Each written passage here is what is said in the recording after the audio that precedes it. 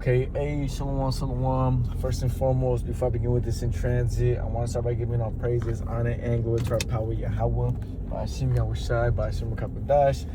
Double honor to the apostles, the elders, at Great Millstone, who do rule well and teach well. Shalom to the hopeful elect, and you, Aki, man, your brothers pushing this word throughout the four corners of the earth with all truth and sincerity. Making your calling and election sure, man. Hey, Shalom, Shalom. Give me 1 second.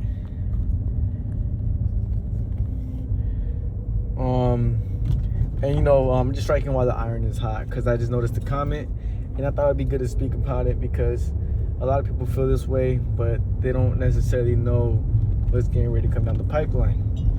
So this comment, I was watching a video about some Jake just technically talking about the end of the world and everything that's happening with the Epstein files, the elites being exposed, the dollar, and how World War III is inevitable, and so on and so forth. The system collapsing, and yeah. And I seen a comment, man, of this Jake woman, seemed to be young, right? Like maybe like 18, 19, somewhere around there. And the comment was, "Yes, I can't wait for this system to go down."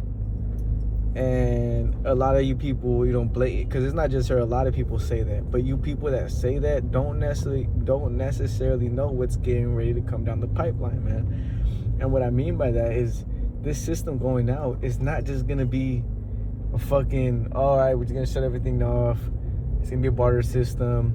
Neighbors are gonna be chilling. They're just gonna take you in. We're gonna have fucking bonfires every other fucking day and whatnot. We're all gonna get together and just hold hands and just start making changes, new systems out. Man, they're gonna bring in a new system, and the way they're gonna bring in this new system is not gonna be easy, and it's not even gonna be fucking pretty whatsoever. And really, they're gonna bring it in gruesomely.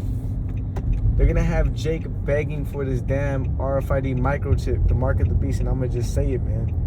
They're gonna have you people begging to take this damn RFID microchip. And you know how bad it's got to get out here in order to fucking start making people take this shit? People already don't want to put fucking devices in their vehicles so that they're getting tracked by their insurance to, help with their rate.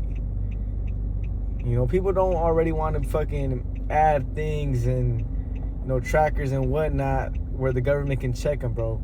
So for them to bring in a new system where people are going to be begging to take this device that's going to track them, it's going to be worse than a fucking, insurance device being, implemented into your fucking vehicle, but really into your hands, it's going to be fucking ugly, bro. You're going to have shit. This is why they have that saying, and this is how they're going to bring in this new world order, right? It's going to be through Ordo Ab Chaos.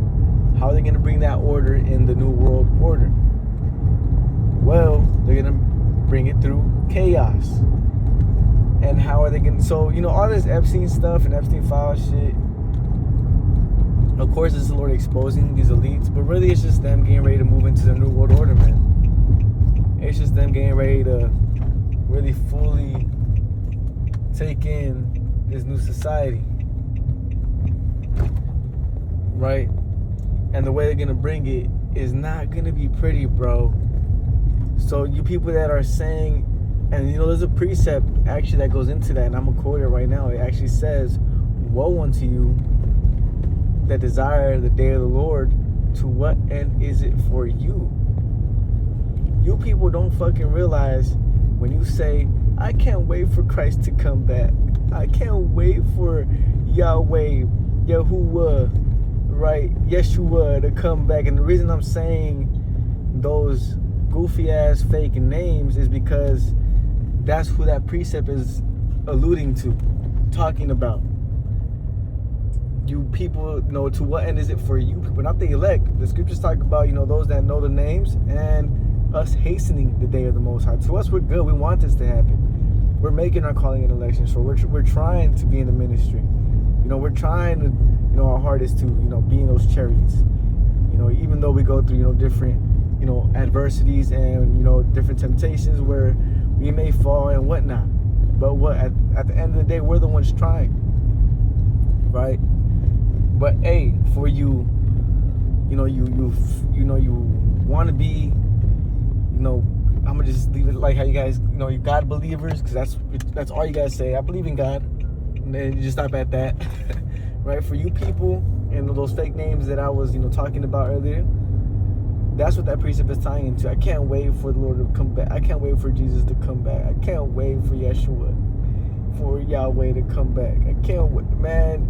You people are gonna be in a fucking state of mourning. The scriptures talk about how men are gonna be crying there bitterly.